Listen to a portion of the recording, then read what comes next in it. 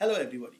Today we are going to talk with someone who is an undergraduate from BITS Pilani, an MBA from Drexel University of United States of America, and worked as a management and system consultant for more than 2 decades with a stint of teaching at various business schools. But currently she is on her second innings, having finished her master's in English Literature and Cultural Studies. She is also a scholar of cultural studies at Christ University, Bangalore. She is actively involved in theatre. She is associated with Bangalore Little Theatre. In fact, when I used to stay in Bangalore, I was privileged to witness some of her finest stage performances. She's also a trained artist in oil and watercolor. She has written her own story titled as The Legacy of an Anklet, which is published as an anthology of echoes and shadows. Brinda, the editor of my newly published book, Pseudo Ecotourism in the Shadow of the Bengal Tiger. After fourth or fifth times of rewriting, when I shared first 5 chapters of my manuscripts with her, I didn't receive any feedback from her for a good 4 or 5 months. And I didn't have any courage either to follow up with her, as I was pretty much sure that those chapters were not liked by her and probably were thrown into recycle bin. Brinda's husband Paddy once told me that she could be quite ruthless as an editor in terms of sharing her feedback. However, at the beginning of 2024, I started receiving her feedback and started gaining back my courage to share the remaining chapters of my manuscript. The editing work started, and eventually the manuscript started shining by the wonderful editing work of Brinda. Once I asked her how was her editing experience of this book.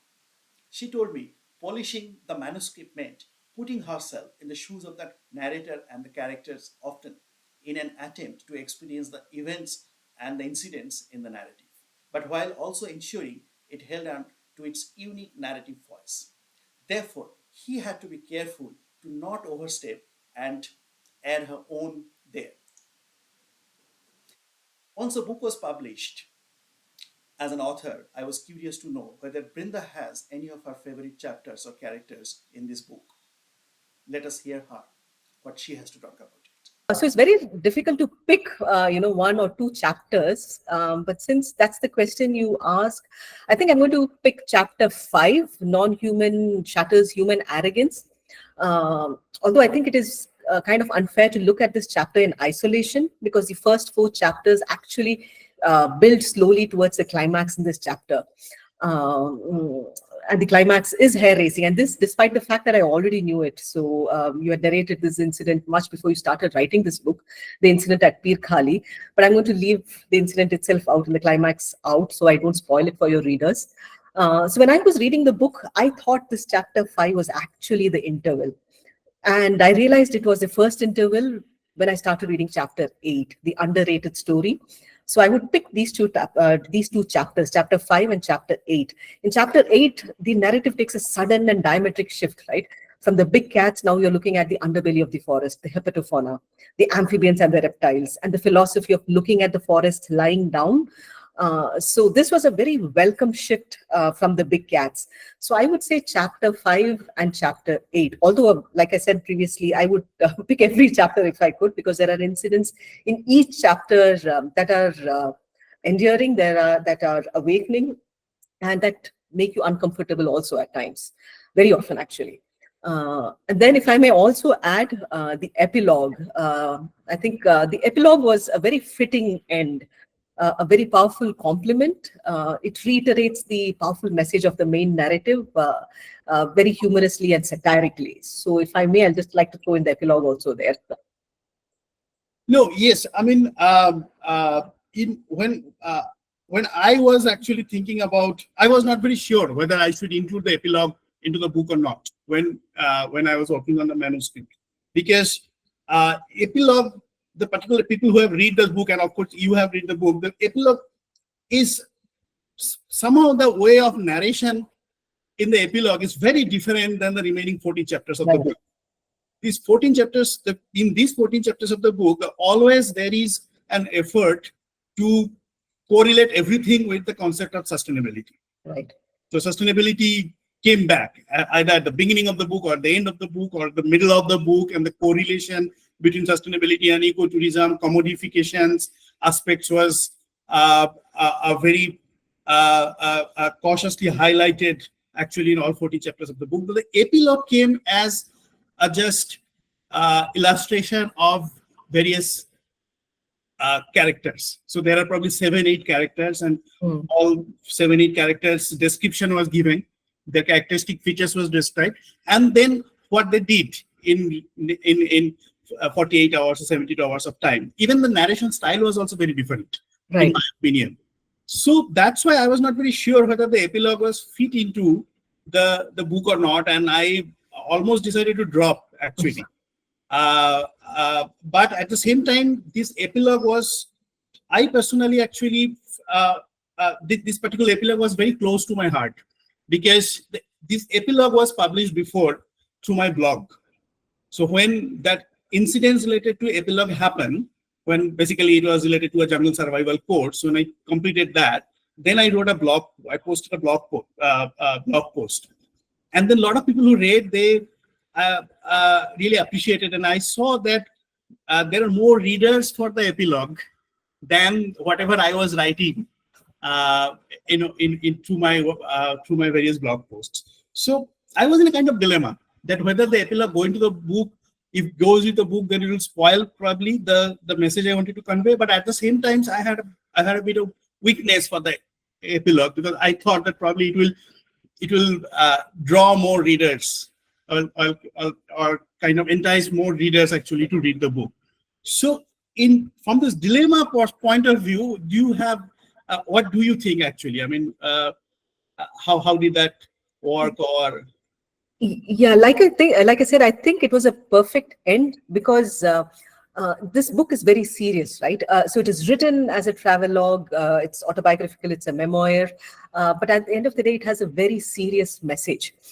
So to communicate the same message satirically and with humor in the epilogue through real characters, and to show that, we really probably are trespassing into areas that is not meant for us. You clearly question the human, non-human binary, and the fact that we are trespassing into a certain area. And the characters there who take their city traits with them into the jungle, I think that was hilarious. So yeah, again, I'm going to leave it out so that I don't spoil it for your readers.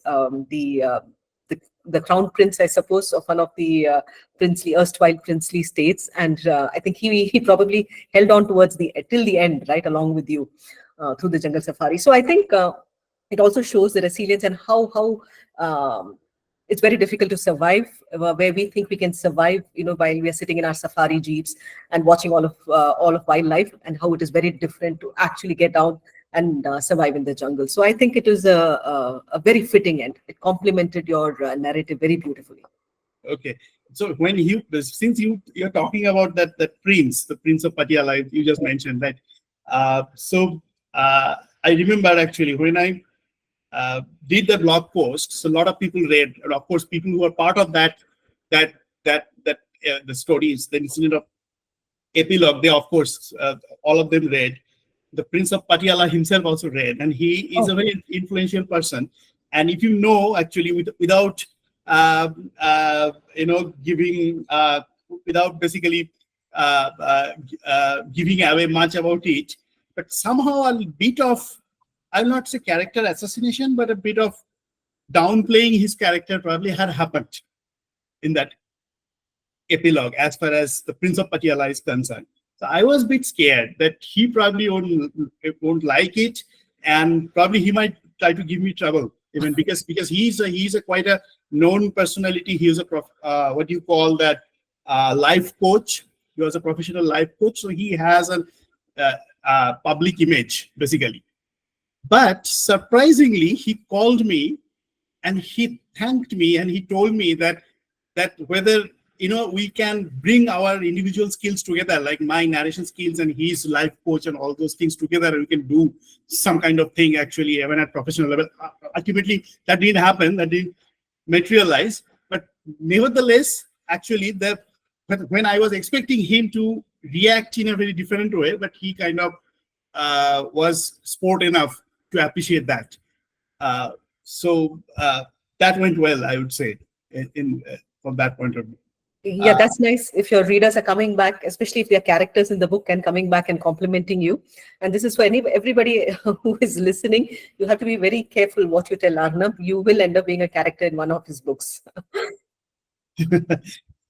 No, yeah, that's basically that's a non-fiction writer, probably they have this kind of limitation, So Yeah. we do not imagine everything from a scratch. We see whatever is happening, and then we try to put into at the right place in a story. Yeah. So sorry, No, I was just saying that is the beauty of your book, actually. All the real characters and the real anecdotes. Yeah, so go ahead. You were saying something. No, Sorry. my next question actually that since we are talking about characters, so there are many characters which have been introduced. I mean, some of the characters made a very cameo appearance. They came and then and their contribution was very limited in a particular chapters. And there are few characters which started, who entered actually from the beginning of the book and continued actually until the end of the book. There are few characters, which very critical characters, who actually entered as you have said, the interval stage of the book, and then they took the direction of the story to a completely different direction actually.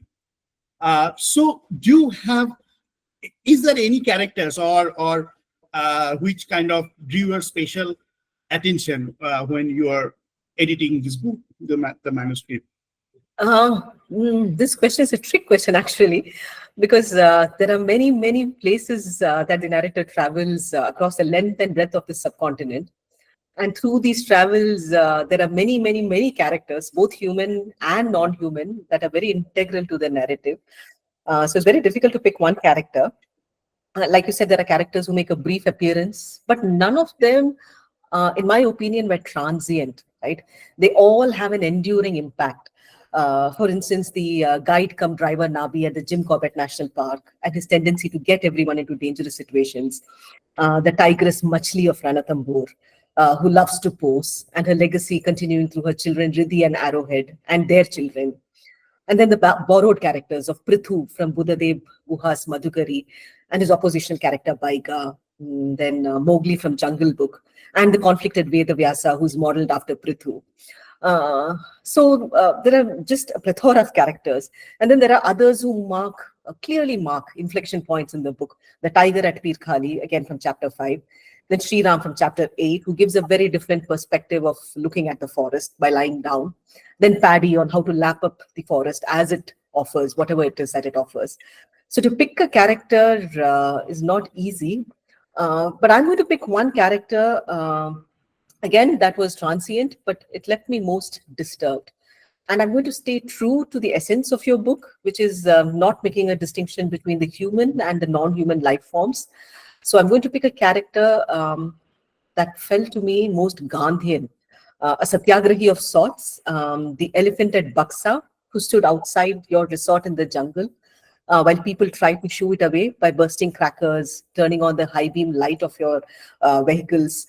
And the elephant stood there, right, for 45 minutes in silent protest, not resorting to any violence, just a passive resistance of sorts, perhaps with a hope to appeal to the conscience of the oppressor that this is my land. Are you right in what you are doing? So I think this is the character I'm going to pick. I can actually see this character in my head. So, just a very stoic elephant standing outside that resort. Oh, that's interesting. I mean, that's interesting because when you draw the analogy with the Gandhian way of nonviolent protest and establishing right that you human have encroached my land and I'm here to just establish my right, but at the same time I'm not attacking, I'm just watching. But that was not the perception of the local people over there. Right. I mean, Paddy and I were there, both were witnessing the entire drama which was happening in front of us. It was night around 8 or 9 o'clock, exactly our dinner time. And we went out for dinner and then all this drama started happening. And next day morning, when we started discussing about that incident, the people say this elephant was gradually losing fear of human around him, and their fear, the local people fear was that very soon that particular elephant, it was a sub-adult elephant. Actually, it was a young male uh, elephant, which is even more dangerous because it was time actually to it was thrown out from his own parrot. It was roaming alone. So people's perception was that elephant was gradually losing fear of human, and very soon he would kill, though he would kill somebody. I mean, those days are not far uh, uh, uh, from that point of time. So I mean, although you are drawing the analogy of that nonviolent protest, but people never thought him, or never perceived him as a symbol of non-violence protest. They're actually rather getting ready from something even more dangerous, which is threatening to their life. I think that is a problem, right? The human and animal binary. You see the human as being more civilized and, sorry, I was going to sneeze, more humane, so to say, as compared to the animals. So recently I read somewhere, I'm not going to give the context, but because it's political, but somebody quoting that, we are people, not animals. So I think any Mhm. society that thinks in such a binary needs to rethink. No, absolutely. I mean, that's the main reason actually that the human-animal conflict, one of the main human and reason of, I mean, there are many reasons actually of this conflict. And main reason is, of course, we human are encroaching their lands because our population is increasing at exponential level, and our desire for materialism is also increasing at the same rate. But eventually, when it looks like it's an inevitable situation that human and animal need to cohabit. But this binary, what you talked about, is one of the challenge actually in this concept of cohabitation. That's quite apparent actually. Whenever you go to forest, and especially you go to those type of forest where the villages, the local habitat are very close, or within the forest area or reserve forest area, this binary you can see actually as a very obvious element. Okay, so if we just uh, uh, shift a little bit of our discussion. So since publication of this book, uh, I have been interviewed by many book reviewers, a couple of ecotourism organizations, and then few magazines. And the one questions always I have been asked that why did I choose this particular genre? Hmm. So this genre, this is by genre what we mean basically. This is of course an autobiography, but again it's not a not it is basically an a certain the account of certain period of my life, or last 10 years of my life, and that is also related to my exploration in various forests and mountains of the subcontinent. So we can call this is some more like a memoir, and which is themed on sustainability and ecotourism.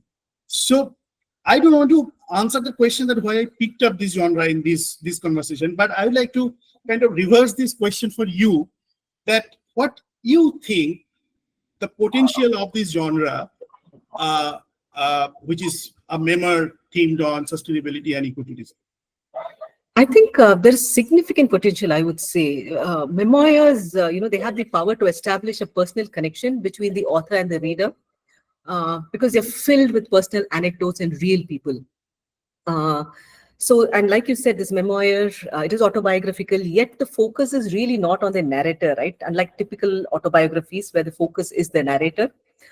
So there is a transformational journey of the narrator. And that transformational journey allows you to see human agency at work and to recognize that one has choices and that those choices have consequences.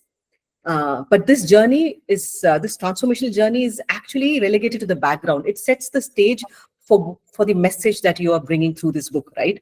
So what is really foregrounded in this story is your or the narrator's, which is you, of course, the intention to foster change to at both the individual level and at the community level. So I think a book such as this can actually serve as a roadmap in terms of what to do and what to avoid, the tourism practices to avoid, such as the fetishism for the big cats, and the realization that it does them more harm than good. To be clearly aware that you are in their space and to not encourage guides and guards to break the rules for your own selfish interests. And you speak of very specific incidents where they do that, and just so you can take back home better stories and better pictures. So what not to do? So I think this book has a lot of what not to do practices. Also, the fact that you should support the local community, get involved in conservation efforts. So I think to answer your question, I think it has a significant potential to cause a shift in the way you think from an anthropocentric view to an ecocentric or even biocentric view. It did for me. Okay.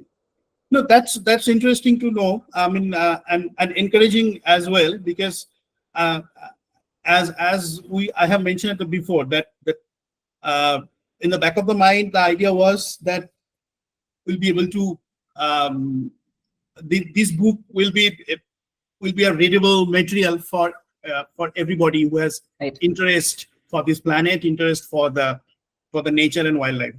I mean, not necessarily the readers have to be a sustainability professional, readers have to be even photographers for that matter. People who understand actually the concept of this planet and who probably has compassion for every being, every living being of this planet should enjoy reading this book. That was the fundamental idea behind writing this book. One more question, and probably the last question actually. That is there any key takeaway for you, not just an editor, but also as a reader of the book? Multiple, I would say, actually, and not just for me, I would say for any reader, because you started this journey as a wildlife photographer, and now you've become a crusader for inclusive tourism. And inclusive tourism is also a term you coined, right, along with pseudo ecotourism. Yeah, that's a response to pseudo ecotourism. Yeah, as a response to pseudo ecotourism, yes. So I think it's bound to have an impact on the reader in terms of how they look at all life forms. Questioning the binary, like we discussed, between the human and the non-human. And additionally, this may also encourage readers to introspect how they choose to escape from the mundane. So your choice of escaping was wildlife photography, which turned into something positive. So perhaps it will encourage readers to ask themselves, what is it that we do? And why is it that we're doing what we're doing? Having said that, like Roland Barthes says in his essay, The Death of an Author, once a work is done and published, the author and the extension, the editor, and the rest of the team really have no role. It's now the reader's journey. And I'm very happy to see many good reviews coming in. And I think most recently, the book is selected in the nonfiction category for the International Literary Award 2024, I think. So congratulations on that. It has been nominated, yes. Nominated, yes. It has been nominated for it. Just today morning, actually got that email. Yeah. That is nominated for the in the nonfiction category in International Literature Award. So we'll get to know what happens. Yeah. Yeah. So clearly, the book is finding motivation, nevertheless. I mean, get award or not. No, yes. Thank you, Brinda, actually, for being part of this podcast. And as I've always said, that being the editor of this book, it's not an easy task, actually, of editing a 400 pages book, which has multiple dimensions, multiple layers, and then taking time out from your other stuff, what you do. But I'd like to also know from you whether you have any specific question or any question for me. And then probably we can open the session for other people if they have any questions, people who have joined today. Yeah. Okay, you have me stumped on that one. So that's fine. Yeah. Actually, yeah. How did you note down all of these things? I think you mentioned earlier that you had spent every day writing notes, right? So I think, how did you go about that? I mean, did you know that you were going to write this book? Did I know that? Oh, wow. Did I know what I was going to write this book?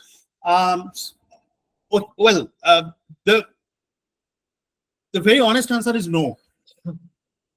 Because I started, if you see actually the first chapter of the book, when I started talking about how I picked up wildlife photography as a hobby, what are the other things actually which kind of created a compelling case for me wildlife photography as a hobby. The incident, the stage of that story of picking up wildlife photography was in Gir Forest, right? And that visit I made in 2015, in the summer of 2015. So almost 9 years, more than 9 years back. So 9 years back, of course, when I went to Gir, and I mean, almost accidentally, I picked up cameras. I didn't have even my own camera, actually. I borrowed my friend's camera, and those stories are told there in the chapter. I had no idea that I was going to write a book on. I would write a book on all those things. Yeah, concept is even there's no concept of ecotourism or sustainability was no way close to in my mind. Even whether possibility of writing a book was also not there in my mind that time.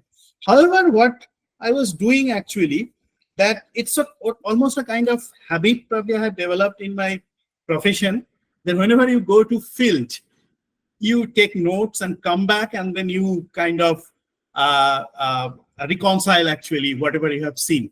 Take notes. I mean, that's probably our profession kind of taught us. And many of my ex-colleagues are there actually in this forum, or will probably resonate that.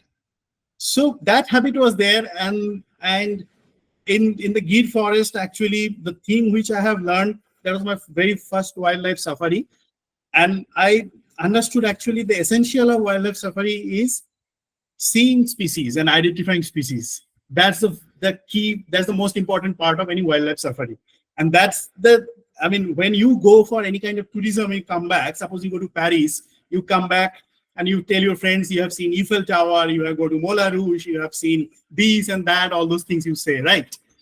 In wildlife safari, you basically say that you have saw that bird, you have seen that animal, and then there are so many different kind of birds, and there's so many different kind of animals. You talk about that. So that's what I learned for the first time, and I realized, I understood actually, to being able to tell a more convincing story of whatever you have seen, to enable you actually to tell that story to other people, that what you have seen, you need to take notes. You need to take notes. You need to note down what birds you have seen. You need to take notes that what are the different places you have visited in the forest. You also, to make it even more convincing, you need to take the notes of people who are with you, like the name of the gypsy driver, name of the nature guide. If you have the other fellow tourists in your gypsy or in another gypsy, what they did. So it make your storytelling convincing. Even if you made a simple Facebook post, you posting the photo of a bird, peacock maybe, or an eagle. At the same time, you're saying that this is actually exactly the place where you saw it in the Gir Forest. Those are the people with you, and those are people who help you in identifying that. It makes things more convincing. So that was my first lesson actually in wildlife safari, and that I kept continuing actually throughout the all 8-9 years. And of course, when as things started changing, and a lot of incidents happened, especially the chapter 5 incident. Right. And there are many other things also happened. The chapter 8 one, which you talked about, the two main interval of the book, chapter 5 and chapter 8. So those things kind of started compelling me actually to tell a story to other people, because I kind of realized that the things which were happening are not right. So there are actually a lot of scopes to change our perception towards ecotourism, way we do ecotourism, and there are many other things. So then actually the chapter 5 happened in 2018, and the chapter 8 incidents also happened somewhere 2018-19. So those are the times, that chronologically, if I try to explain. So those 2 years, probably 2018 to 2019, that time probably I took a decision, or I actually started writing the book in a much more serious way than what I was doing. Yeah, that is impressive to keep a record for 8, 9, 10 years without actually intending to do something with it. But it turns out to be, such a beautiful piece of work and with a strong message. I think the messaging is what is touching the readers. The fact that the book is going places is clearly because of that. You have a very powerful message, and I hope it reaches more and more readers. So.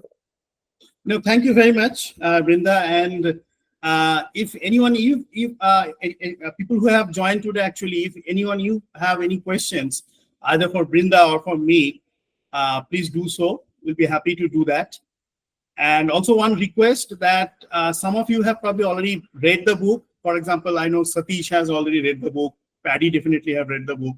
People who have not read the book, but still if you want to read the book, please drop your Gmail ID in the chat box, and I'll share actually the one electronic copy, e-copy of the book over here. And you can download and read the book. So that's basically a promotion publisher is running. For that promotion, we did for a day actually. So that day the book can be downloaded at free of cost. But Gmail ID is important. So you can, if you are interested, then you can put your Gmail ID. And besides that, if you have any questions, please feel free to ask to me or to Brinda about the book. Arnab, Satish here. Yes, please. Yeah. So, firstly, congratulations on your book, and to Brinda as well, being the editor to bring it to life.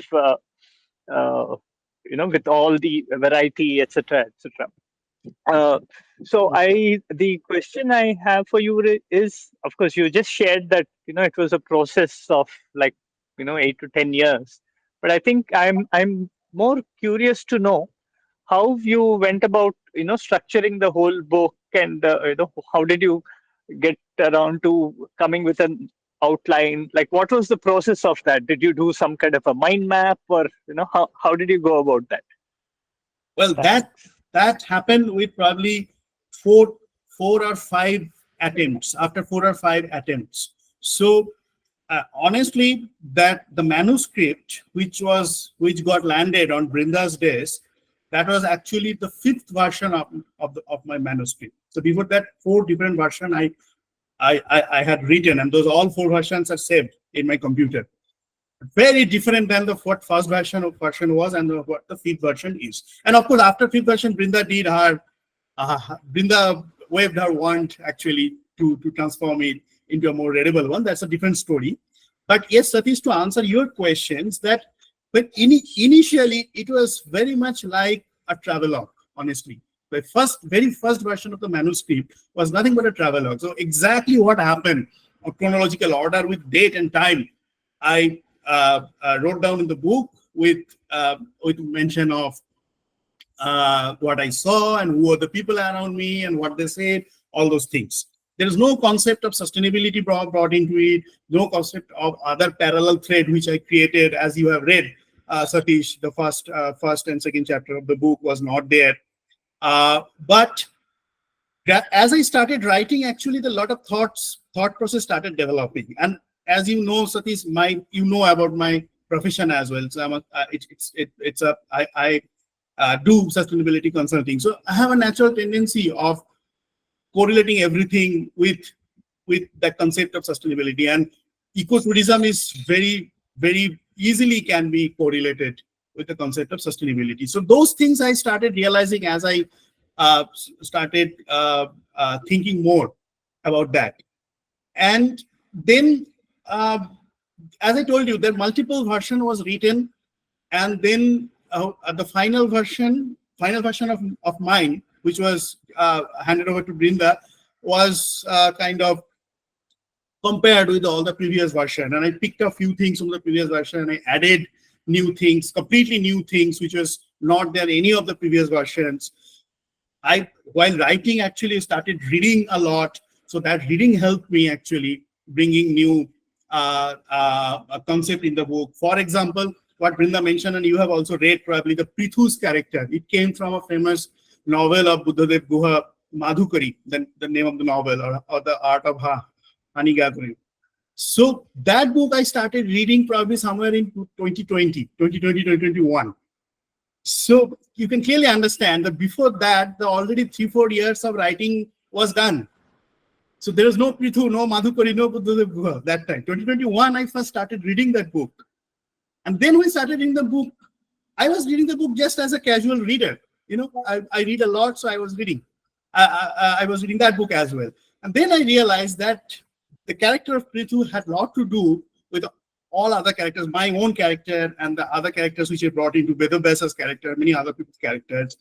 And then the idea clicked actually that probably there's a scope actually draw a parallel thread by borrowing a character of Prithu from Buddha Go's novel. So things happen like that, Satish. Great. Yeah. Thanks, Arnav. Great work. Thank you. But that's a great question, Satish. Thank you. Yeah. Hey, Arnab. Yeah, Arvind. Hi. Hey. Arvind is a character in Brinda in my book. Oh, is that right? Is that right? You remember I talked about the Pichavaram, when we went to Arvind is not so I'm trying to I'm trying to remind actually Brinda about that. So there is a story mangroves and how mangroves are important basically, and then there's a village, God-forsaken village, T.S. Pettai. Nobody knows about that village. So it's almost an adventure by Arvind and me. No plan, nothing actually. We didn't know what we were going to do. Only advantage was Arvind speaks Tamil. Yes, I remember now. Arvind, you should start reading today now. Otherwise, we don't know what would have happened actually on that day. So I think we should tell everybody, that neither the author nor the editor remembered that you were a character. So you can imagine how many characters are there in the book. Yes, actually, we can do a counting. Maybe sometime I'll do that. How many characters are there? Wow, crazy, Arnab. You are lucky though, he has cast you in good light. That's incredible. Thanks, Arnab. Thanks to know that. Yeah. But what's your question? Yes. So my question was, see, we are having this serious discussion on ecotourism, and it's not like my question is, when I go to a place like, say, which I want to visit, and we have people who are not behaving the way as they are supposed to do. So, I mean, what can we as people, like, what can we do, I mean, in such a scenario? The thing is that the common people sometimes do not really differentiate, or maybe they're not equipped enough or empowered enough with the kind of knowledge to distinguish between ecotourism and general tourism. Okay, for most of them actually, for majority of the people, it's tourism. Tourism means what? Entertainment. Tourism is basically another version of entertainment. So you take break from your regular work, and then probably once or twice in a year, that give you an opportunity to spend more time with your family, and you need to be thoroughly entertained. So what may come actually in your mind as the concept of entertainment should be there. If that entertainment constitutes throwing garbage, then that's the entertainment you want. Yeah, I have seen in Sundarban part of Bangladesh. I'm sorry, in the Bangladesh part of Sundarban, that people are throwing everything, even not the tourists, the tour organizers also. For example, food waste, they're cooking food actually, and a lot of food waste are getting generated, they're throwing, and that's kind of accepted things. So it's exactly the way we behave in our urban area or suburban areas, that we want to keep our space clean, and in order to keep our space clean, it's okay to throw garbage, anything out of our space, even if that cause pollution or any other problems to other spaces. The same concept we kind of carry when you go for ecotourism. So there actually it's an important thing actually, probably we need to think about that, how we increase the ecotourism literacy of the people. so far, most of the people, what I have seen, 80% of people probably who take part of ecotourism are ecotourism illiterate, I would say. They exactly do not know that what is the purpose of ecotourism. The basic purpose of ecotourism is why you take part in ecotourism. You do not take part in ecotourism just for mere entertainment. Entertainment is one important element, but another important element is increase your awareness about environment and ecosystems. That's the first purpose of taking part in ecotourism. And this very first part of ecotourism, more often than not, get lost. Because the way ecotourisms are organized, and ecotourism organizers have a tremendous role to play. In a way, they actually kind of allow this type of behavior, which I call as what exactly we have said, that being illiterate about ecotourism behavior. Ecotourism organization allow that because they don't want to be a spoil sport in the process of getting entertained by their customers, right? So they don't want to come in between the perceived concept of entertainment and their customer base who take part in ecotourism. They don't want to come in between, so don't never interfere in that. Probably they themselves are not even aware of that, actually, that why they are conducting ecotourism. For them, it is just making a way of living. They just want to earn more and more money. So that's why they conduct ecotourism. They just use the term ecotourism because it is in forest or mountains or sea and all those areas close to nature or any other nature destinations. But exactly why they're doing, the main purpose of doing it, the being aware of environment, that probably even ecotourism organizers are also not very well aware. They just want to make it. So both way, purpose is getting defeated, the ecotourist and the tourism organizers. Wow. So yeah, it's kind of complicated. I can see, I mean, it's the audience or the organizers. I mean, I don't know. It seems, yeah. And as I mean, this is the one of the main thing actually I tried to communicate to various chapters of this book. The places like Pichavaram, the places like Boksa, and then places like there are many other actually. For example, some places of Northeast India. So those are definitely not the mainstream ecotourism area. If you ask a normal tourist that where you want to go for ecotourism, the first thing they will say, wherever we can see tiger, we want to go there. And if you say that there is a place called Pichavaram, they will say, yeah, Pichavaram we know because it's close to Kadalur, and there is a Shiva temple, and that's why we know actually Pichavaram. So we go to the Shiva temple, of course, as a pilgrim, and then if time permits, we go to Pichavaram to do some boating. So the boating is basically the entertainment. But exactly when you go for boating, then what to look for, that concept is not clear for most of the tourists and even for the boat riders. Arvind, if you remember, our boat riders was not that aware actually about the birds and other things which you can see over there.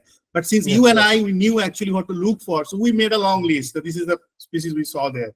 Now some people need to basically come forward and train actually those boat drivers, boatmen, and through these boatmen they can start generating the awareness of the general tourists who are coming for boating.